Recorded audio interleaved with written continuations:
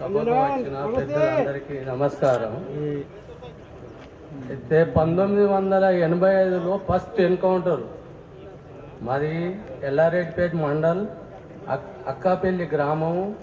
మేము మా కుల వృత్తి గీత కార్మికుడు గౌడు.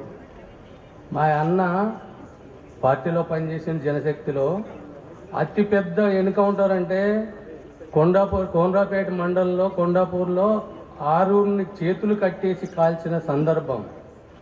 ఎన్టీ రామారావు ముఖ్యమంత్రి అయినప్పుడు అతిపెద్ద ఎన్కౌంటరు ఫస్ట్ మన కరీంనగర్ జిల్లాలో ఫస్ట్ ఎన్కౌంటర్ టీడీపీ ప్రభుత్వం.